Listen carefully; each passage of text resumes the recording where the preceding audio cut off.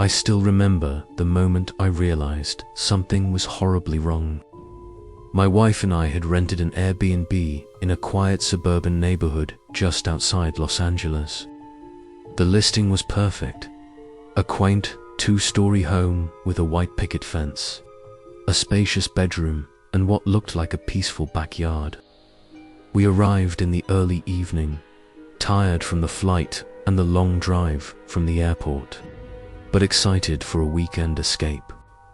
The neighborhood was eerily quiet, with only the occasional bark of a dog breaking the silence. At first, everything seemed ideal. The house was spotless, and the host had left a welcome note with local recommendations. But from the moment we stepped inside, I had this unsettling feeling like we weren't alone. I chalked it up to jet lag, but that uneasy sensation never left me.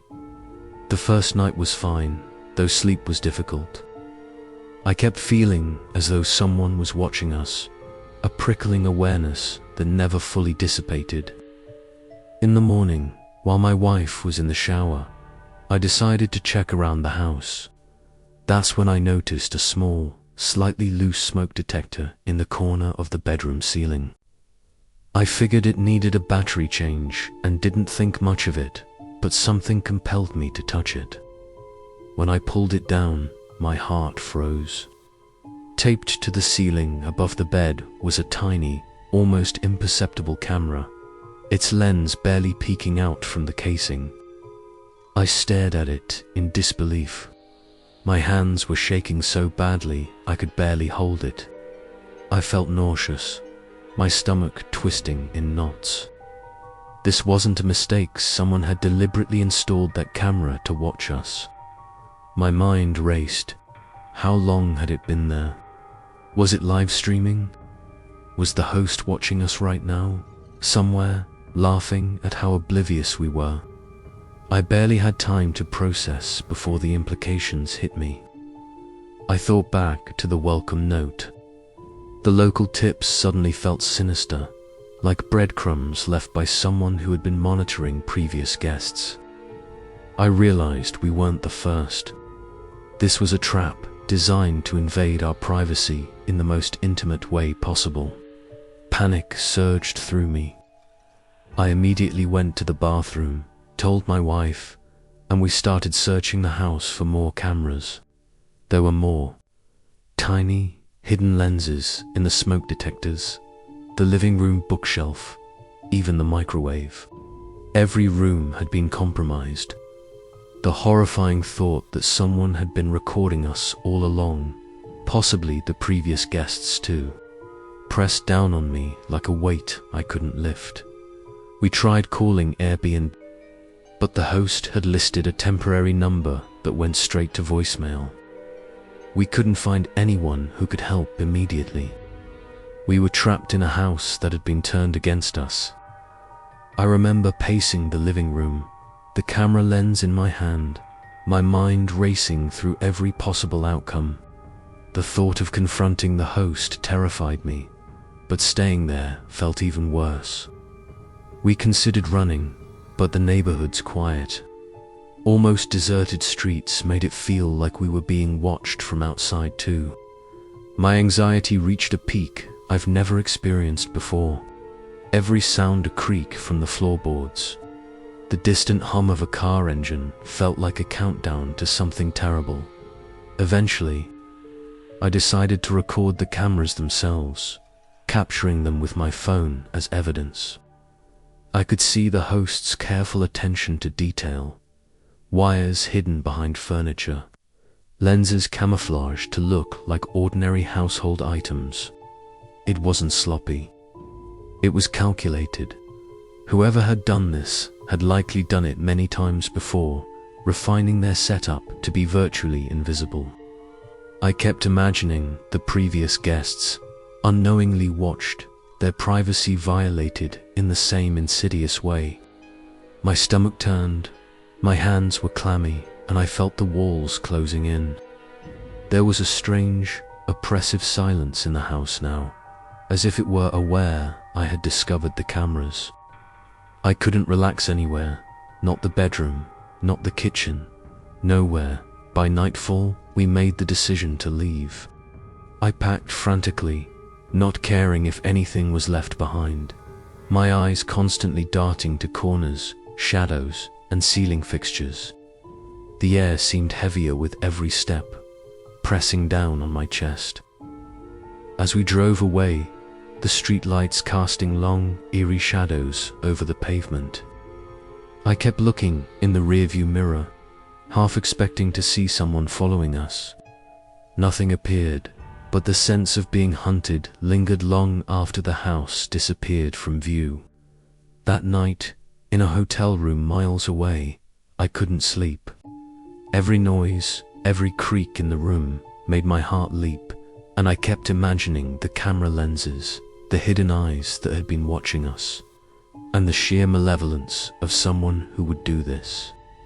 Even now, years later, I feel that same chill whenever I hear about a vacation rental, and I still check every corner, every ceiling fixture, like a paranoid instinct I can't shake. Asterisk, the next morning. I force myself to think rationally, but every instinct screamed danger. I tried to calm my wife, suggesting maybe it was some weird coincidence. Maybe someone had installed the cameras for legitimate security reasons and forgotten to mention it. But even as the words left my mouth, I knew they were lies. My stomach churned as I realized the reality. Someone had been systematically violating our privacy, and they knew we were here. We decided to go to the local police station, hoping that reporting it would bring some comfort, but even that was no. Sitting in the station, I felt exposed in a way I never had before. I kept glancing over my shoulder, half expecting to see someone we had passed on the street earlier, or maybe even the host themselves, watching from a distance. The officer we spoke to listened politely, but I could tell they had heard similar stories before, and the skepticism in their eyes made me even more paranoid. They took our statements and photographs of the cameras, but it felt hollow, like writing a report on a crime that was far from over. Driving back to a hotel felt like walking through a gauntlet. Every neighborhood we passed seemed like a potential trap. Every unfamiliar street, a place where someone could be lying in wait. The city itself, usually bustling and vibrant, suddenly felt sinister, like it had been orchestrated to hide a predator. At the hotel, I checked the room obsessively. I lifted every lamp, shook the curtains, inspected the smoke detector yet again. Nothing, yet I couldn't shake the sensation that eyes were still on us, that some invisible observer had followed us. That night, sleep was impossible. Every creak, every sigh of the building, every distant honk outside the window made my heart leap into my throat. My wife tried to sleep, but even her breathing seemed loud in the oppressive tension. I imagined the host, wherever they were, reviewing footage, knowing that we had found their secret. The thought made my skin crawl, and I realized that the terror wasn't just physical. It had invaded my mind, leaving a permanent residue of fear. The following day, I contacted Airbnb directly. Their customer service was sympathetic, but it quickly became apparent that the problem was more complicated. The host had used multiple accounts over the years, bouncing between locations, making it nearly impossible to trace them. They promised to investigate and remove the listing, but my anxiety told me that promises meant little. In my mind, the person was still out there, somewhere in Los Angeles, possibly watching the area around that house, possibly preparing their next target. I couldn't stop thinking about all the previous guests who might have been similarly victimized. And the more I thought, the more my paranoia grew. Every rental, every house, every stranger offering temporary sanctuary felt like a potential threat. I realized that our sense of safety especially in supposedly secure environments like a rented home, could be completely illusory. In the weeks that followed, I found myself scrutinizing every aspect of life I had previously taken for granted. Hotel rooms, restaurants, even my own home suddenly felt vulnerable. I installed extra locks, security cameras, and motion sensors, not because I expected anyone to break in, but because my mind had been conditioned to assume the worst. Even the smallest sound of phone vibrating on the counter, a shadow outside the window, triggered a visceral reaction. The psychological toll was intense. I would wake in the middle of the night, drenched in sweat, convinced that someone was in the room with us. Each day, I became hyper-aware of people around me, scanning faces, noting behavior, looking for any sign of malice. Simple errands became exercises in caution and suspicion. I couldn't escape the feeling that someone out there knew exactly where we were, that the world itself had been transformed into a surveillance grid. What haunts me most isn't just the cameras themselves, it's the calculated nature of it. Whoever did this didn't act impulsively. They studied patterns, anticipated reactions, and manipulated their victims carefully, like a predator honing their craft. And the worst part? It could happen anywhere. That realization makes ordinary life terrifying. Walking down the street, I often catch myself imagining a lens hidden in the wall, a microphone concealed in a lamp, someone observing the smallest moments of my life without consent. Privacy, once a given, became a luxury I could no longer take for granted. That house, that one seemingly idyllic Airbnb, became a symbol of how fragile safety really is. Even today, I can't pass an unfamiliar neighborhood without the lingering fear that someone, somewhere, is watching. By the time Airbnb confirmed the host's account had been deactivated and removed from the platform, the sense of relief was partial at best. Legally, we were safe, but psychologically, I felt trapped in the memory. Every time I closed my eyes, I could still see the small lenses, the way they were angled perfectly to capture the bed, the kitchen, the bathroom. It was intimate and invasive in a way that felt irreparable. I would wake at odd hours, heart pounding, convinced that I had overlooked another device. My mind played tricks on me, imagining movement in the corners of rooms, shadows that weren't there. It was as if the fear had embedded itself in my nervous system, rewiring my perception of reality. Even now, when I talk about it, I can feel the dread creeping back, the suffocating sense of exposure. What made it worse was the realization that the world is full of people who exploit trust for their own twisted satisfaction. That one weekend, what should have been a peaceful retreat, became a masterclass in fear, paranoia, and vulnerability. And the scariest part? It's real. It happened to us. It could happen to anyone. That's why, every time I step into a rental, I examine everything meticulously, and I carry with me the memory of those hidden cameras, the quiet evil that lingered behind their lenses, and the knowledge that sometimes the place you trust most can become the stage for your worst nightmare. Asterisk weeks after the incident, I couldn't shake the obsession with finding out who had done this. I started my own investigation, retracing our steps from the Airbnb, combing through public records, and even driving by the neighborhood though from a safe distance. Each time I returned to the street, my chest tightened and a cold sweat broke out on my back, as if the very houses were watching, hiding secrets behind carefully manicured lawns. I discovered that the host had a pattern: multiple listings under slightly altered names, all with rave reviews and perfect photos.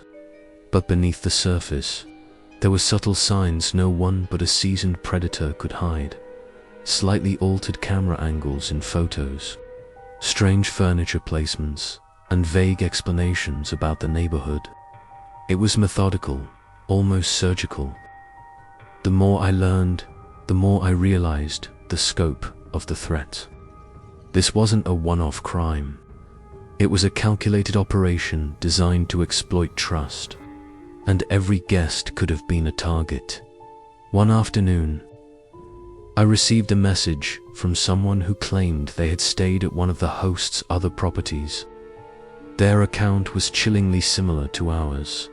Hidden cameras, invisible microphones, a sense of being constantly observed.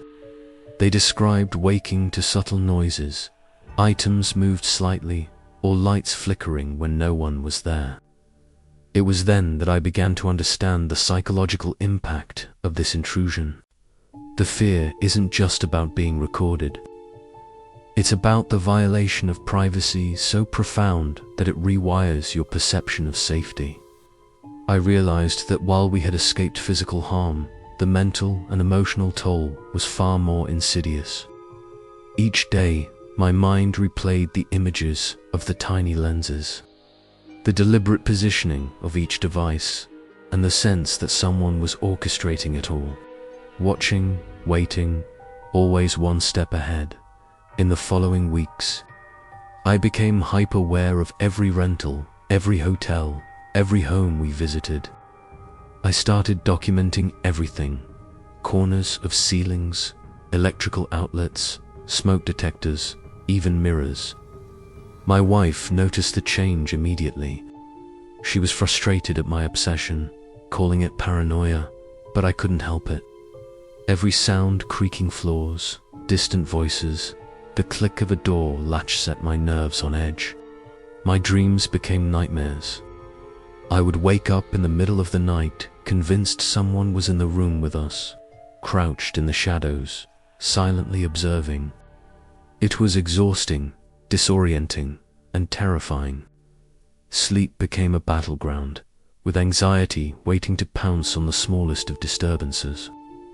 Even in broad daylight, my pulse quickened at the sight of a stranger lingering too long near a door or window. The psychological weight of what we had endured started to affect our relationship. My wife, normally calm and rational, began to avoid conversations about the incident, sensing my fixation and the creeping paranoia that had taken hold. I, in turn, felt increasingly isolated in my fear, haunted by the thought that even people we trusted could be complicit or unwitting enablers of someone's malicious intent. Every online booking or rental review became a potential minefield. I couldn't stop analyzing language, scanning for hidden clues or suspicious phrasing. The realization that ordinary actions, choosing a rental, leaving a key under a mat, trusting a stranger's review, could become vectors for danger, gnawed at me constantly. I had lost the sense of carefree spontaneity we once had when traveling. One night, nearly a month after the initial incident, I decided to confront the lingering fear head-on. I revisited all the evidence: photos of the hidden cameras, our phone recordings, the messages from other victims. I realized that facing the reality of the situation was the only way to reclaim any semblance of control. But the more I immersed myself in the evidence, the more the fear seemed to grow. It wasn't just a single person or property anymore, it was an entire network of predators exploiting unsuspecting travelers. Each piece of information I uncovered added another layer of dread. I felt like I was walking a tightrope, one misstep away from being pulled into the same trap that had ensnared us. The culmination of this investigation led me to a disturbing conclusion: privacy, safety, and trust are far more fragile than most people realize. One person's meticulous obsession can dismantle years of comfort and security in a single weekend. Even as I write this today, I can feel the shadows of that house lingering in my mind. The Airbnb that should have been a sanctuary became a chamber of fear. And the person, responsibly phantom, in the city remains, a stark reminder that evil doesn't always announce itself. It hides behind smiles, glowing reviews, and polished homes, waiting for the right moment to strike. That realization reshaped how I live, travel, and even think, making me question how safe any of us really are. By confronting the details, documenting every anomaly, and acknowledging the impact, I found a sliver of power over the situation. Yet, the fear never fully leaves. Every time we book a trip, every time we enter a new home, there's a shadow of memory that tightens my chest and sharpens my awareness. The lesson is brutal and uncomfortably clear. Vigilance is the only defense. But even vigilance can't erase the fact that someone once invaded the sanctity of your life while you slept. That knowledge is permanent, a silent terror that follows you everywhere, whispering that what happened to us could happen to anyone at any time. Eventually. I realized that waiting for authorities or Airbnb to act wasn't enough. I needed to confront the source, to see who had orchestrated this nightmare. I tracked down the host using public records and old contact information I'd managed to piece together. When I finally arrived at a small, unassuming apartment building on the outskirts of Los Angeles, my heart was pounding in my chest like a drum. Every instinct screamed that this could go terribly wrong, but I couldn't let the fear win. I walked up the narrow staircase, each creak of the wooden steps echoing ominously in the empty hall. Outside the door, I paused, staring at a nameplate that seemed innocuous, almost normal.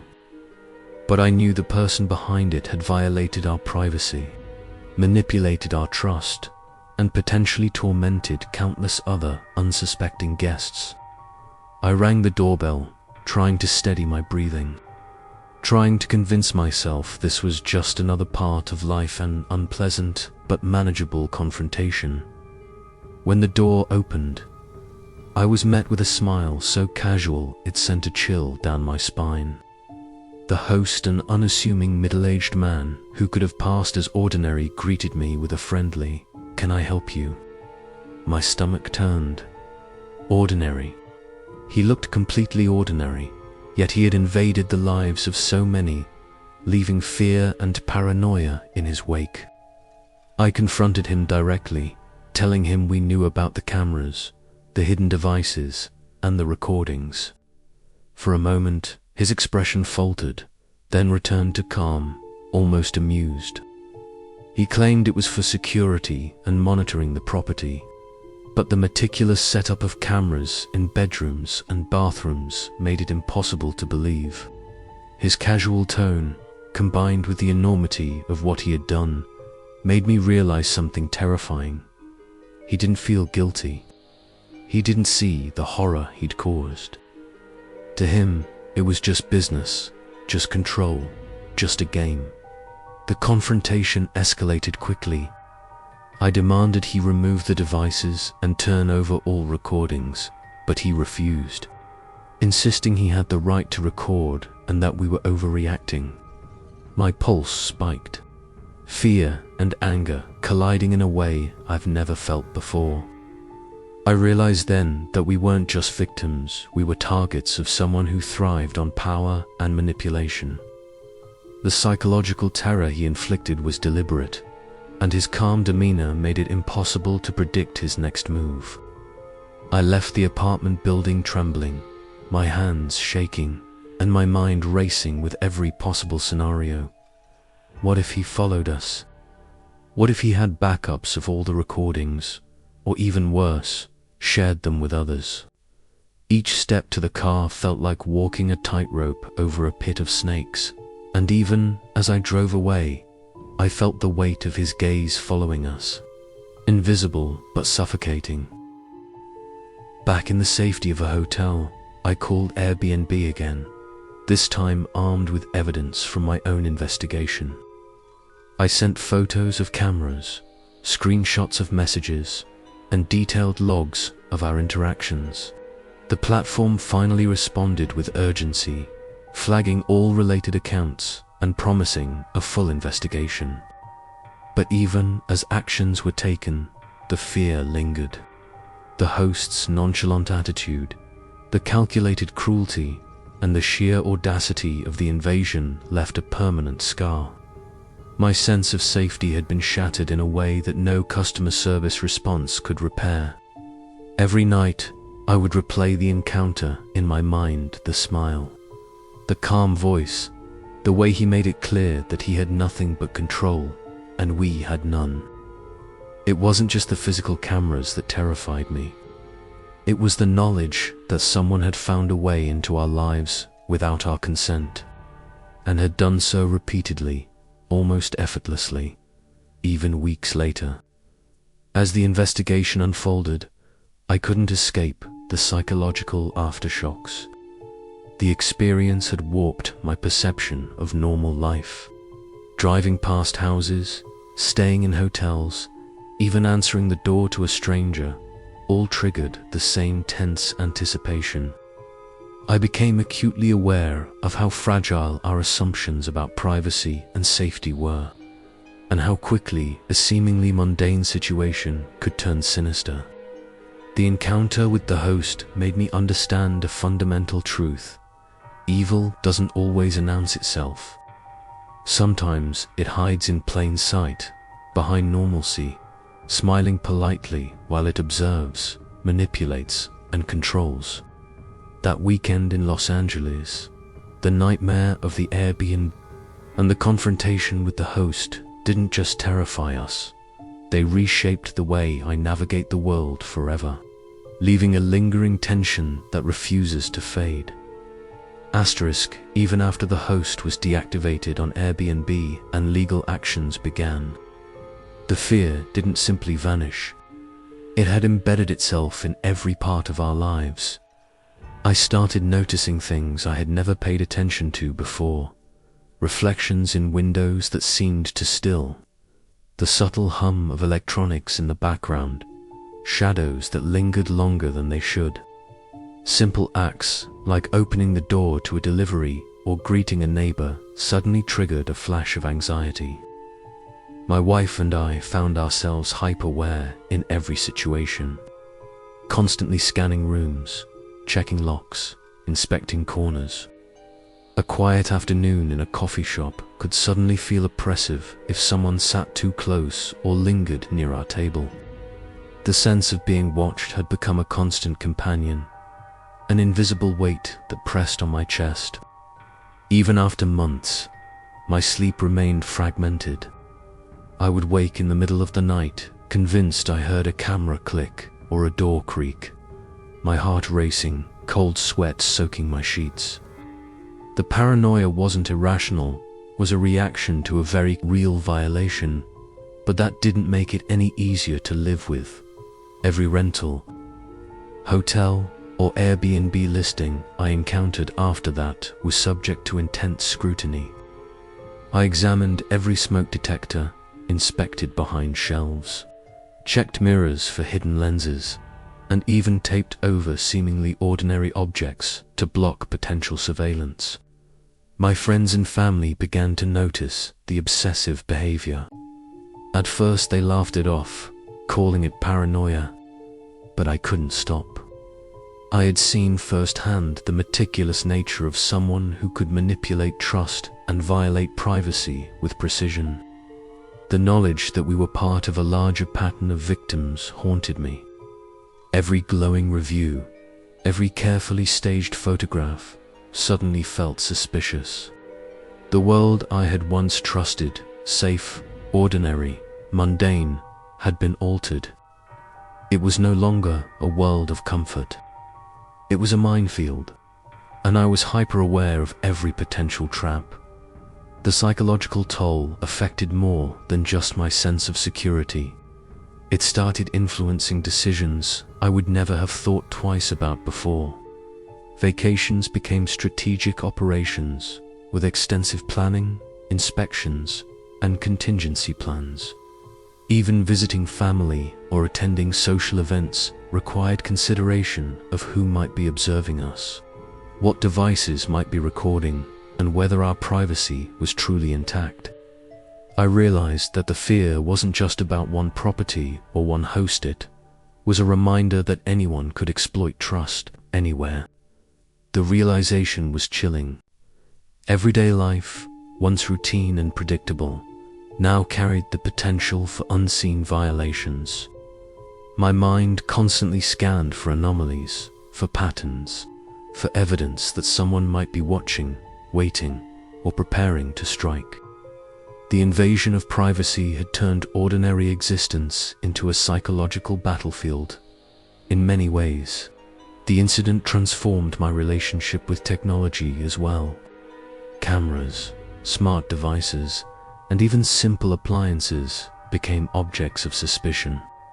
I installed additional security measures at home: cameras, motion detectors, and alarms. Every device was scrutinized for possible vulnerabilities. The digital footprint we leave, the assumptions we make about privacy, the casual trust in strangers, all of it felt like potential ammunition for someone with ill intent. Even online activity, emails, and messages were treated cautiously. I realized that privacy isn't just about physical spaces. It extends to every corner of life. The terrifying part is that there's no way to guarantee it entirely. That realization left a lingering anxiety that never fully dissipated. A reminder that control over our environment can be illusory and that vigilance is perpetual. Perhaps the most haunting aspect of all was the psychological manipulation itself. The host had built a system that thrived on fear and control, and discovering it had been like uncovering a hidden predator in the room. That predator wasn't just a person, it was an idea, a demonstration of how ordinary life could be twisted into a nightmare without warning. Even now, I carry that awareness with me.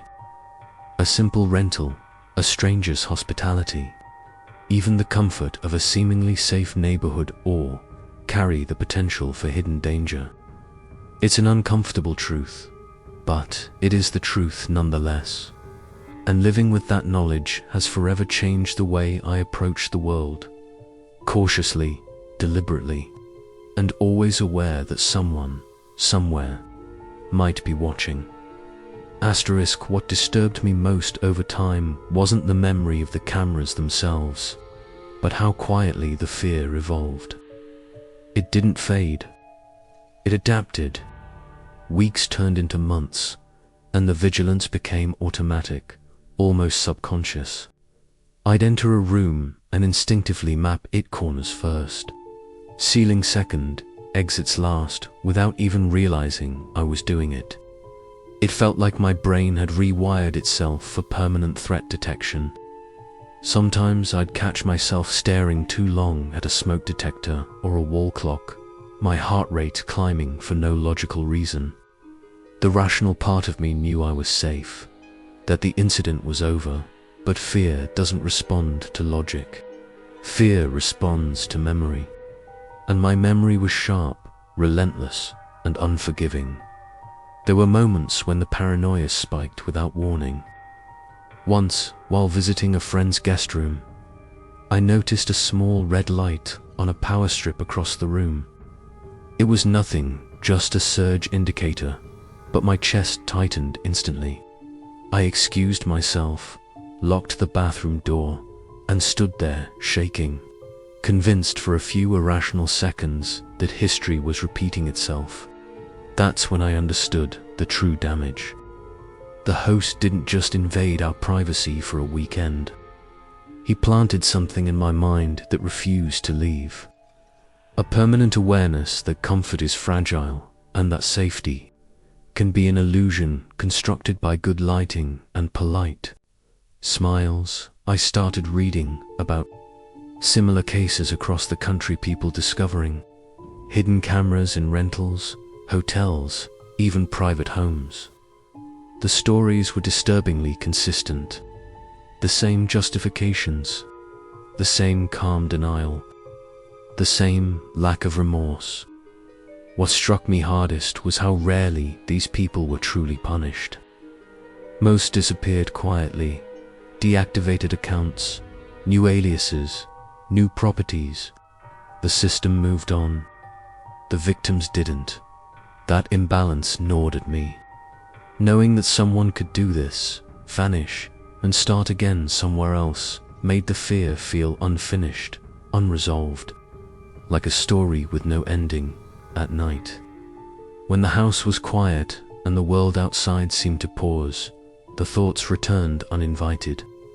I'd lie awake listening to the hum of electricity in the walls, the distant rush of cars, the subtle ticking of time. My mind would wander back to that bedroom, the placement of the camera, the precision, the intention behind it. That level of planning doesn't come from impulse. It comes from obsession. And once you understand that, it's impossible not to wonder how many other people were being watched at that very moment, completely unaware, trusting the same systems we once trusted. The scariest realization came slowly, and without drama. There was no clear resolution, no dramatic arrest, no moment where fear ended and normal life resumed. Just a quiet acceptance that something had changed permanently. I wasn't broken, but I wasn't the same either. I moved through the world differently now, with a guarded awareness that never fully switched off. And maybe that's the most unsettling part of all, not the cameras, not the confrontation, not even the invasion, but the fact that fear, once learned this deeply, becomes part of who you are. Even today, when everything is calm and ordinary, there are moments when I pause and listen a little too closely, look a little too carefully, and wonder not if someone is watching, but how easy it would be if they were. And that thought alone is enough to keep the unease alive, lingering just beneath the surface, waiting for the next unfamiliar room, the next quiet night, the next place that feels safe, until it doesn't. The thing I've learned from that weekend is that terror doesn't always arrive in a single dramatic moment. Sometimes it creeps in, slowly, invisibly, leaving traces in the corners of your mind long after the initial threat is gone.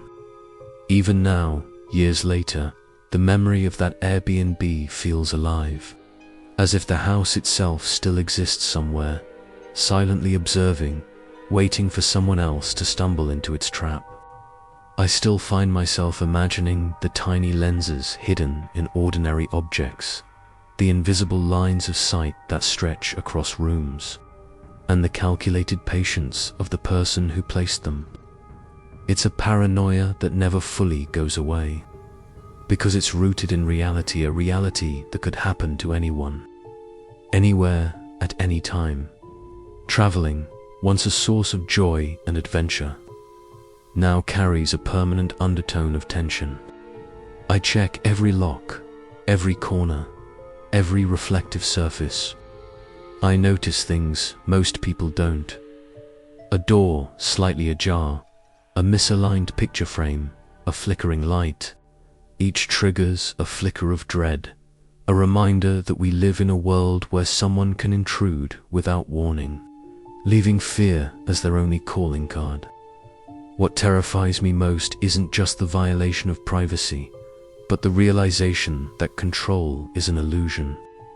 We assume safety in places that feel secure, in homes that appear welcoming, and in hosts who seem trustworthy.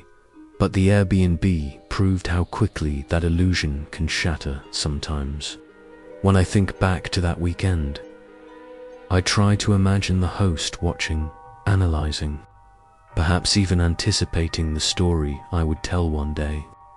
That thought is more terrifying than the cameras themselves. It's a reminder that some people find power in observation, and some horrors are psychological as much as they are physical.